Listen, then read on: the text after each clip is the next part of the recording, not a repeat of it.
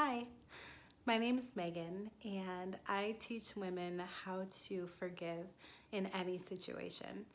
So, in this video, I'm going to share with you 3 ways to love yourself through any storm so that you can begin to heal and be exactly who you were created to be.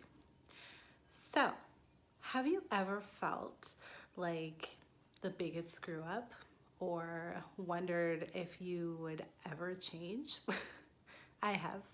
I've been there more times than I care to count. But, whether it's been my weight that has been a struggle, my parenting, where I just haven't felt like the best mom by any means. If I yelled at one of my kids that day, or didn't get everything done for school that I wanted to, or even in relationships with friends or family members, I've really struggled in a lot of areas in my past, and it's been really, really frustrating. And I found that the person who suffered the most was typically me because I'm my own worst critic, and you likely are too. So what I wanted to talk to you about today were just 3 ways that you can just love yourself through any of those situations, anything you've gone through, just to begin to just kind of process and get to a point where you're treating yourself kindly. Because if you don't, then that is just a recipe for disaster. So, point number 1, you need to forgive yourself. That is the most important thing you can do, because as long as you don't forgive yourself, you are going to nurse and rehearse every single thing that you've done wrong and every single issue that you've had over your entire life. And I think you know what I'm talking about. You screamed at your kid, or you ate that cupcake, or you did something that you didn't want to do, but it just happened, or you made a choice, and then you punish yourself over and over and over again with the thoughts in your head and the actions that you have towards yourself. So number 1, you need to forgive yourself. You need to let yourself off the hook for whatever it is you're going through right now. So that's number 1. Number 2, you need to speak life over yourself. Now, what the heck does that mean? That means you need to be kind to yourself. Have you ever seen, I think it's Dr. Emoto, where he does the different water tests, where one of them he speaks kindly to, one of them he speaks harshly to, and one of them he ignores. I believe he does it with plants as well.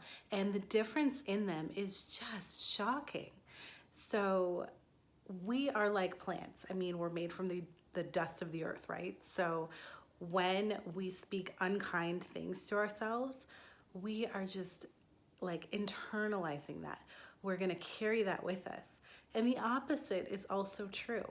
When we speak life over ourselves, when we, look in the mirror and say, you are beautiful, or I am beautiful, or just daily affirmations that you can speak over yourself that are kind, that are uplifting, that are true, or things that you want to be true. If you don't feel beautiful right now, still tell yourself that you are. Think of yourself as your child, or as someone that you dearly love, because the things that you're saying to yourself are probably not things that you would say to someone that you love, right? So we need to start treating ourselves the way that we treat the rest of the world, the way that we treat other people, okay?